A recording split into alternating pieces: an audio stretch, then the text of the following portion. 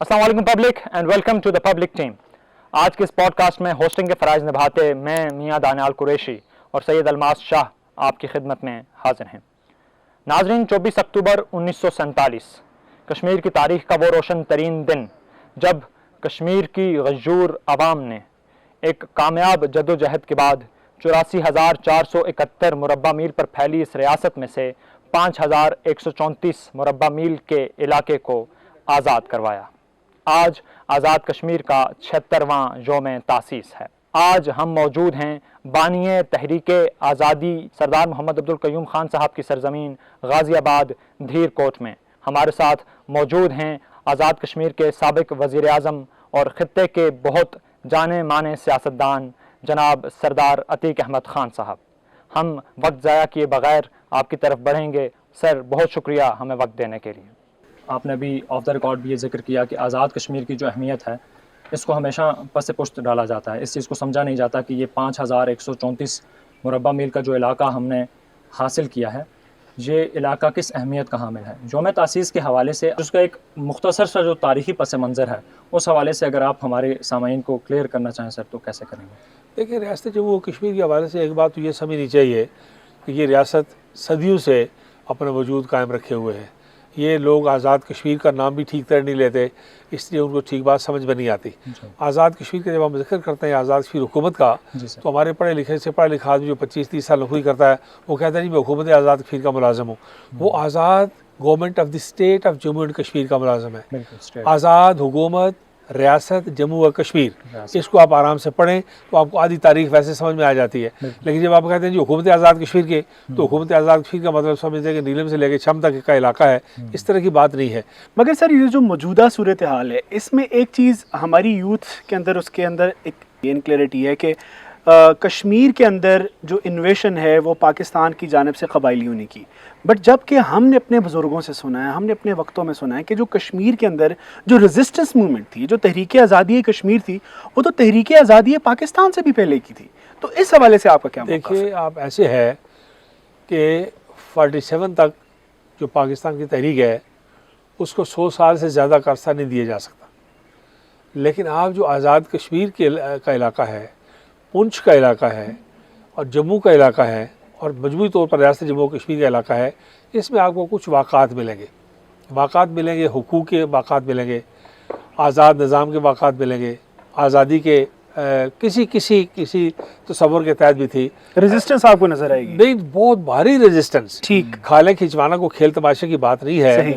मंग का जो वाक़ा है वो दुनिया की तारीख़ का अनोखा वाक़ा है कि खालें इन जो हमारे सरदार साहिबान थे इसके मंग वाले, उनके जिस्म के आखिरी हिस्से से उतरते वक्त भी उनसे पूछा गया कि समझौते की कोई गुंजाइश है, तो उन्होंने कहा नहीं। खाले उधर गई और उन्होंने कहा कोई समझौता नहीं हो सकता। वो समझौता क्या था? वो आज़ादी के ऊपर। वो किससे आज़ादी? उससे आज़ादी, डोगरा से आज़ादी, डोगरा हुकूमत से, उस वक्त डोगरा हुकूमत से आज़ादी, वो जो जुल्म मज़ालिम थे उनके ख़िलाफ़ आज़ादी, अपने मकामी हुकूक के लिए आज़ादी, अपने इलाकाई हुकूक के लिए आज़ादी। तो ये जो तहरीकें हैं इलाकाई है, बेशक मुनज़्ज़म नहीं थी, रियासत गिर नहीं थी, इसको माना जा सकता है। लेकिन रियासत के तमाम हिस्सों में किसी न किसी शक्ल में आज़ादी का एहसास, आज़ादी के लिए कोशिश, आज़ादी के लिए तहरीक पाकिस्तान की तहरीक से ज़माने पहले आपको दिखाई देगी और ये इसको किसी और बात से जोड़ा नहीं जा सकता। और ये उसी का तसलसल था कि जब डोगरा हुकूमत ने ये सब रेजिस्टेंस देखी तो उन्होंने उस वक्त जो उनकी हुकूमत के अंदर जो उनकी फ़ौज थी या जो उनकी इंतज़ामिया थी उससे मुसलमानों को बेदखल कर दिया था। क्या ये उसी तनासुब में हुआ था ये सब वाक़या? देखिए, इस बात से वो खौफज़दा तो थे, चूँकि मुसलमानों को उन्होंने दूसरे दर्जे का शहरी रखा हुआ था हर हालत में। किसी इंपॉर्टेंट ओहदे पर उनको किसी इंपॉर्टेंट जगह पर बैठने नहीं दिया। वो तो सारी तारीख़ में उन्होंने ऐसा किया। मुसलमानों के बाकी दूसरे मज़हब के साथ उनका सलूक और था। अंग्रेज़ का और डोगरे का, हिंदू का सलूक बाकी मज़हब के लोगों के साथ और था। सारे हिंदुस्तान में ये था, तमाम रियासतों में। और मुसलमानों के साथ ख़ास तौर पर बिल्कुल शुद्र वाला सलूक जो है, वो कहने को तो शुद्र थे लेकिन मुसलमानों के साथ उससे भी बदतर सलूक जो है वो किया जाता रहा और ये एहसास उनको मौजूद था। अगर हम इस सारी बात को समेट के 24 अक्टूबर की अफादियत के ऊपर आएँ तो सर, आप इस सब जो बैकग्राउंड था कश्मीरियों की एक रेजिस्टेंस और पाकिस्तान का उसी तनासुर में बनना, वजूद में आना और फिर तहरीक आज़ादी कश्मीर और फिर पाकिस्तान की तरफ से जो एक बात है कबायलियों की मूवमेंट या फिर इंडिया की तरफ से पहले बुला लेना ہاں فورسز کو بلا لینا. سر اس سب کو آپ کیسے دیکھتے ہیں؟ 24 اکتوبر کو آپ اس سب تناظر میں ہمارے سامنے کیسے لائیں گے؟ دیکھیے ایک بات تو یہ سمجھیے آپ کہ جو ہماری آزادی ہے، یہ آزادی جو ہے اس کو انگریزی میں نیگوشیٹڈ انڈیپینڈنس کہتے ہیں. اچھا اس کو انگریزی میں کنسنسس انڈیپینڈنٹ کہتے ہیں. ٹھیک. ایک آزادی ہے جو آپ میدان جنگ میں لڑ کے لیتے ہیں، اور ایک آزادی ہے جو آپ مذاکرات کی بیس پر جس طرح آپ اور میں بیٹھے ہوئے اس طرح بیٹھ کے لیتے ہیں. اچھا یہ ہماری آزادی اتفاق رائے والی آزادی ہے، کنسنسس والی آزادی ہے، اور یہ آزادی جو ہے نیگوشیٹڈ آزادی ہے، لے دے کر کے آزادی ہے.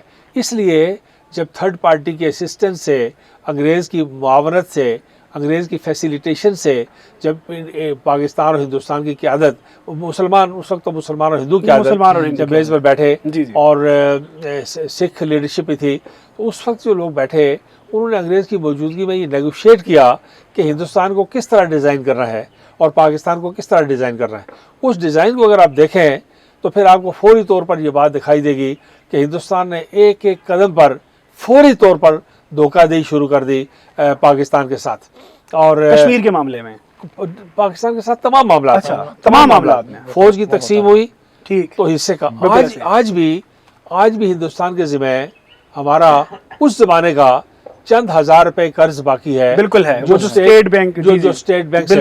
اسی طرح اسلحہ ہمیں پورا نہیں ملا، ہمیں جنگ کا سامان پورا نہیں ملا. فوج کے معاملے میں فوج کے معاملے میں انٹیلیجنس بیورو کے بہت سے معاملات، انٹیلیجنس بیورو کے معاملات میں، ان تمام معاملات. اسی طرح جب یہ طے ہو گیا تھا کہ ہندو اکثریت کے علاقے ہندوستان میں جائیں گے اور مسلم اکثریت کے علاقے، اس وقت ہم 87 پلس تھے جس وقت پاکستان اور ہندوستان آزاد ہوئے. ٹھیک. اور پھر یہی نہیں ہوا، تھوڑا سا اور آگے چلیں. ٹھیک ہے. آگے چل کے آپ یہ دیکھیں کہ 12 اگست کو مہاراجہ ہری سنگھ نے ایک اسٹینڈ اسٹل ایگریمنٹ کیا. ایگریمنٹ یہ تھا کہ اس نے ہندوستان اور پاکستان کی مجوزہ جو لیڈرشپ تھی اس کو ایک ایگریمنٹ پیش کیا، دونوں کو. ٹھیک ہے. ایگریمنٹ یہ تھا کہ جو انگریز کے مہاراجے کے ساتھ ایگریمنٹ ہے اسی کو اٹھا کے انہوں نے ادھر بھیج دیا، اسی کو اٹھا کے ادھر بھیج دیا. وہ یہ تھا کہ کمیونیکیشن، ڈیفنس، فارن افیئرس اور کرنسی، یہ 4 چیزیں انگریز کے پاس تھی، باقی سارا مہاراجے کے پاس تھا. کشمیر اس زمانے میں بھی داخلی طور پر مکمل خود مختار تھا، انڈیپینڈنٹ تھا، مکمل انڈیپینڈنٹ تھا. 4 چیزیں نہیں تھی. ٹھیک ہے. ہندوستان نے اس اسٹینڈ اسٹل ایگریمنٹ سے انکار کر دیا. یہ میں 12 اگست کی بات کر رہا ہوں 47 کی. اچھا. Hindustan rejected, Pakistan accepted. اچھا پاکستان ایکسیپٹ کر لیا، پاکستان نے قبول کر لیا. اوکے. اور جب پاکستان نے قبول کیا تو ہوا یہ 14 اگست کو پاکستان بنا. 15 اگست کو اکرام اللہ خان سیکرٹری جنرل تھے پاکستان کے سیکرٹری خارجہ نہیں تھے، سیکرٹری جنرل خارجہ تھے. تو انہوں نے ایکسیپٹنس کا لیٹر بھیجا، اسی تار کو اوکے کیا، کوئی زیر زبر چھیڑے بغیر اس کو قبول کیا. اور جب وہ چلا گیا تو دلچسپ بات آپ کو بتاؤں کہ 16 تاریخ سے کیا ہوا. 16 تاریخ کو سری نگر میں، جموں میں، لداخ میں، جہاں جہاں فیڈرل کمیونیکیشن کی بلڈنگ تھی، 16 اگست 47 ان میں پاکستان کا پرچم لہرا دیا گیا. جو ہمارے پوسٹل سروسز کے تھے ان پر پاکستان کا پرچم لہرا دیا گیا.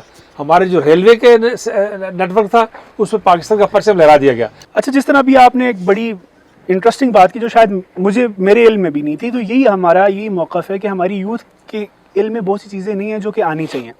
سر آج کل ایک سوشل میڈیا کے اوپر ایک نیریٹو بلڈ ہو رہا ہے جو کہ میں ایگزیکٹلی آپ کے سامنے پیش کروں گا. میں یہ چاہوں گا کہ آپ ہماری قوم کو، ہماری یوتھ کو اس پہ کلیئر کریں.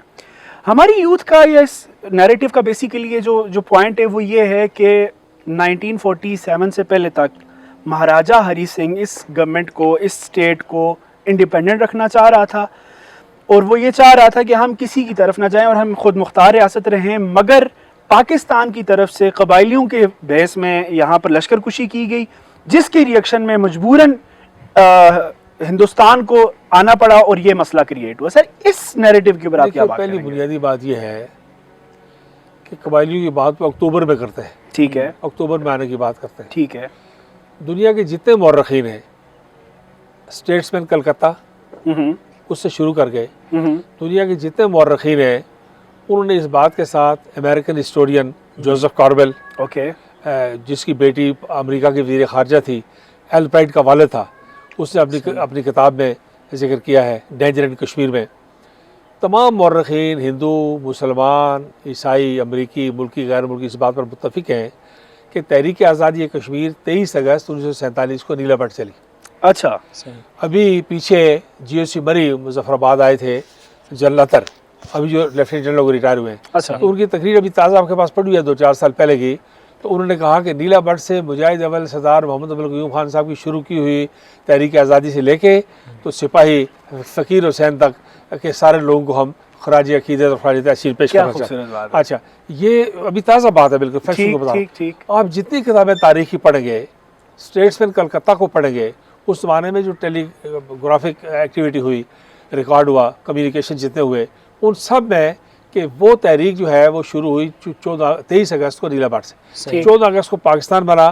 ہوا کیا ہوا, یہ کہ پاکستان بننے ساتھ ہی ہندوستان نے مہاراجے کے ساتھ مل کر تو جو ہے وہاں سے پنجاب سے, کپورتھلا سے اور دوسری ریاستوں سے سول کپڑوں میں فوجی کشمیر میں بٹالینز ان کی آنا شروع ہو گئی تھی. بٹالینز آنا شروع ہو گئی. جو ہی یہ اطلاع ملی تو مجاہد اول سردار محمد ابوالقیوم خان نے یہاں پر کچھ لوگوں کو اکٹھا کیا, سابق فوجیوں کو منظم کیا اور تحریک کا آغاز کر دیا. لوگ تھوڑے تھے, زیادہ تھے, لیکن تحریک کے آغاز پر ساری تاریخ متفق ہے اس بات کے لیے. صحیح. اگست کا پورا مہینہ, سپٹمبر کا پورا مہینہ, یہ سلسلہ جاری رہا. پھر اگر شہادتوں کی آپ سیکٹر وائز تاریخ دیکھیں تو آپ کو ڈیٹ وائز ملے گی کہ یہ سارا سلسلہ. اس لیے ایک تو اس بات کا کوئی جواز نہیں بنتا کہ فرسٹ انویژن نہیں بنتا.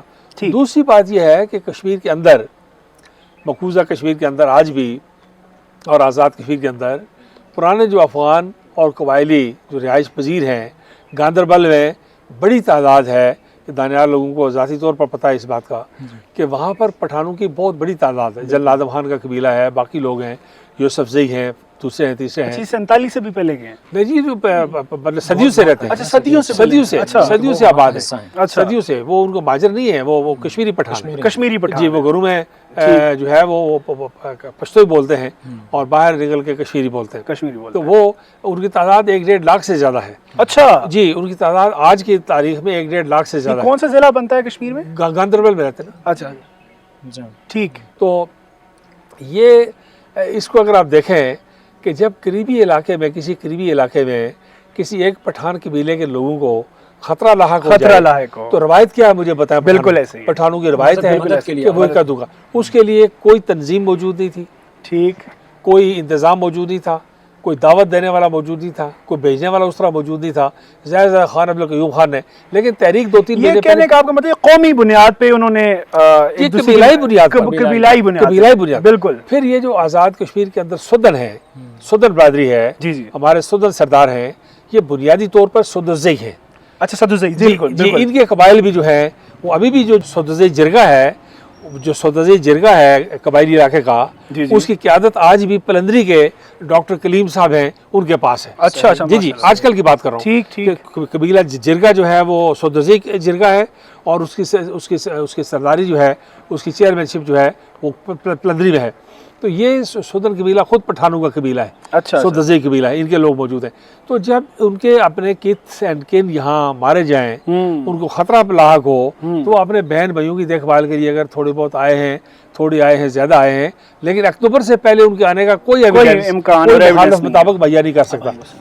مگر سر وہ کون سی چیزیں تھیں جس کی وجہ سے مسلمانوں کو یہاں پہ اپنے لیے انسیکیور فیل ہوا اتنا سب, جس طرح آپ تشخص کی بات کر رہے ہیں, سب چیزیں بات کر رہے ہیں, یعنی کہ اگر اس کو قومیت کتنا تھا, تو مسلمانوں کے ساتھ وہ مظالم, وہ چیزیں کیوں شروع ہوئی؟ اقلیت کی بالادستی کا جو تصور تھا نا حکمرانی کے لیے, کیونکہ عام طور پر یہ تھا کہ ہندوستان کی جو 562 ریاستیں تھیں, ان ریاستوں کے اندر جو اکثریتی طبقہ تھا اس کی حکومت تھی.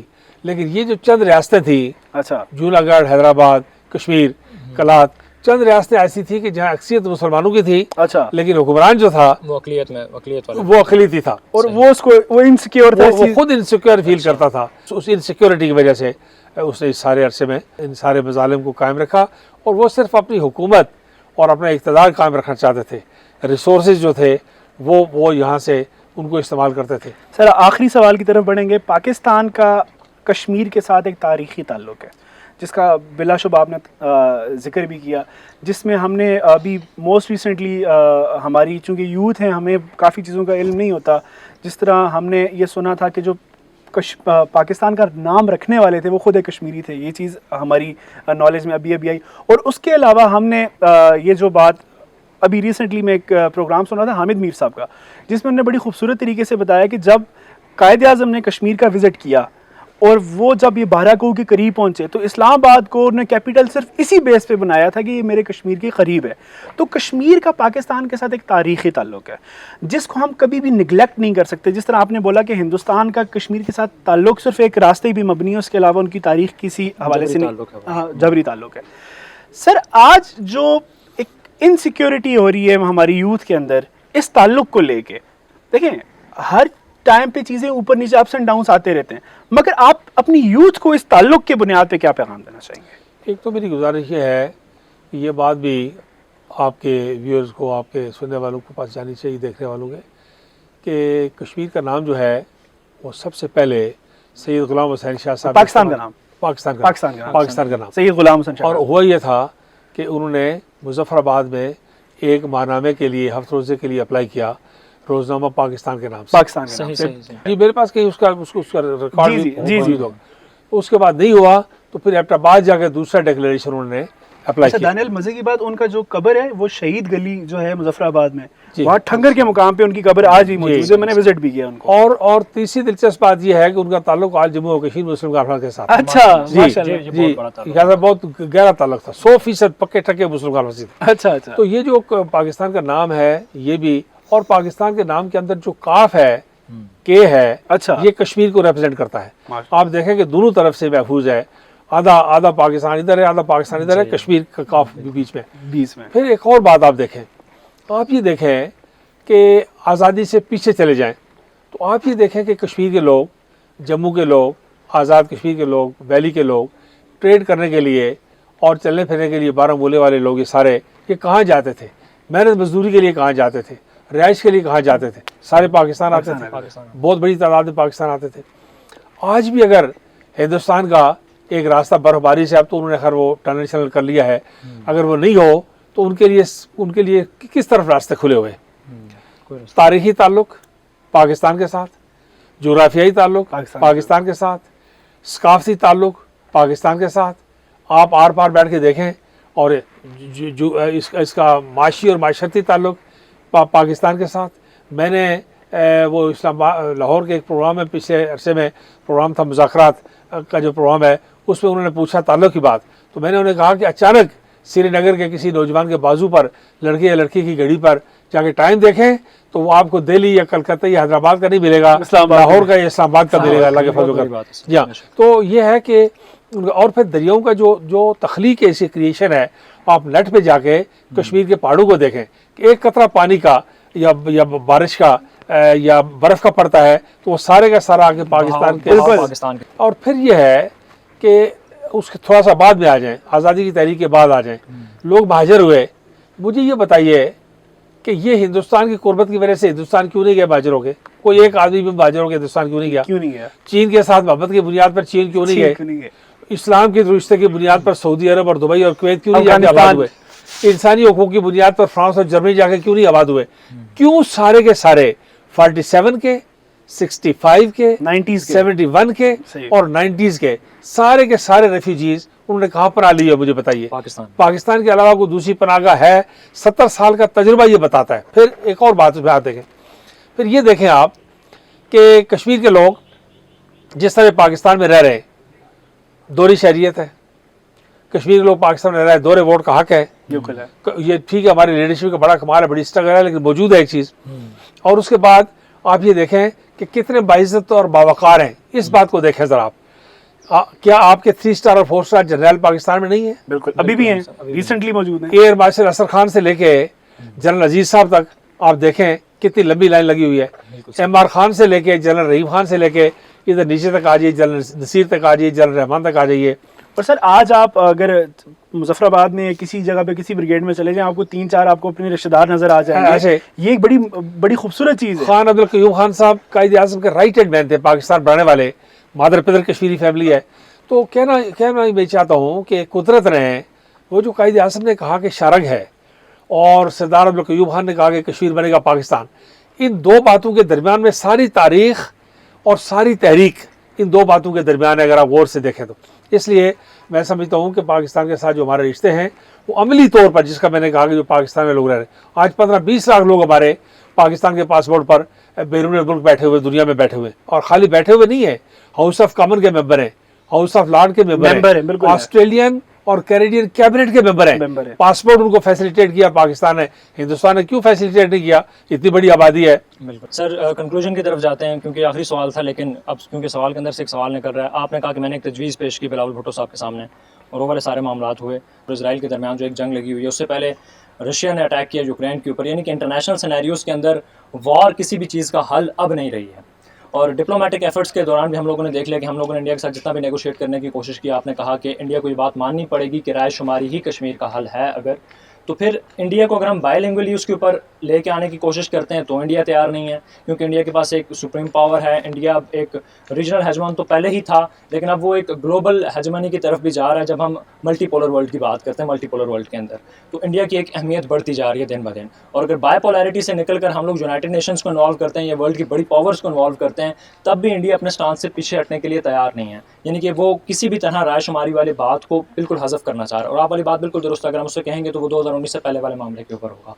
आपकी सर ये इन सारी बातों के तनाज़र के अंदर आप एक सीनियर सियासतदान की हैसियत से सर, और आज़ाद कश्मीर की सबसे बड़ी जो जमात है मुस्लिम कॉन्फ्रेंस के हेड की हैसियत से, आप क्या समझते हैं कि मसला कश्मीर का फिर क्या एक बेहतरीन सा हल है आपके इस पूरे तजर्बे की रोशनी? देखिए, एक बात तो मुख्तसरन मैं आपसे कहता हूँ कि बाईलेटरलिज्म जो है जी सर, ये हिंदुस्तान पाकिस्तान के ताल्लुकात में बिल्कुल कामयाब नहीं है, बिल्कुल नहीं, किसी मरहले पर कामयाब नहीं है। हिंदुस्तान पाकिस्तान आज़ाद हुए, थर्ड पार्टी असिस्टेंस, सही, सिंध ताश एग्रीमेंट हुआ, third party third assistance, party से हुआ, बिल्कुल हमारा खेमकरन आया वापस, थर्ड पार्टी असिस्टेंस। एक तो ये है कि बाईलेटरलिज्म जो है, दो तरफा जो है ताल्लुकात का मामला, इस मामले को शिमला मायदे के बाद हम पर ये तूफान टूटा है। बेशक ऐसे इसलिए मैं समझता हूँ कि उससे हमें आज़ाद होना चाहिए। शिमला मायदे से हमें दो तरफा ताल्लुकात की कैद से आज़ाद हो जाना चाहिए। पहला स्टेप ये है कि उससे हमें पहला स्टेप ये है कि उससे हम आज़ाद हो जाएं। सही, इसलिए कि उसने इस मायदे पर भी पहरेदारी नहीं की, सही, उसको भी वायलेट किया। वायलेट करता है। दूसरी बात यह है, एक तो ये हो गया। दूसरी बात यह है कि हमें कंसिस्टेंटली अपनी एक पॉलिसी को स्क्रूपुलसली, रिलीजियसली हमें एक कौमी कश्मीर पॉलिसी तश्कील देके, तो हुकूमत पाकिस्तान की सतह पर मैं ये कहता हूँ कि एक पॉलिसी ऐसी तश्कील दें जिसमें कश्मीरियों को भी ऑन बोर्ड करें, पाकिस्तान की इक़्तिदार और इख्तलाफ की जमातों को ऑन बोर्ड करें, और हर हुकूमत उसी पॉलिसी को परस्यू करे, बॉटम लाइन मुकर्रर कर दें, तो ये ठीक होगा इंशाल्लाह। सर बहुत शुक्रिया, जज़ाकल्लाह सर, आपने बहुत जामिया तरीके से तमाम सवालात के जवाब दिए, और उम्मीद है कि हमारे जितने भी नाजरीन हैं वो सब ये देखने के बाद अपने बहुत सारे जो उनकी डाउट्स थे, वो मिसकंसेप्शंस थे वो क्लियर हो गए होंगे। Thank you so much. बहुत शुक्रिया सर, जज़ाकल्लाह। बहुत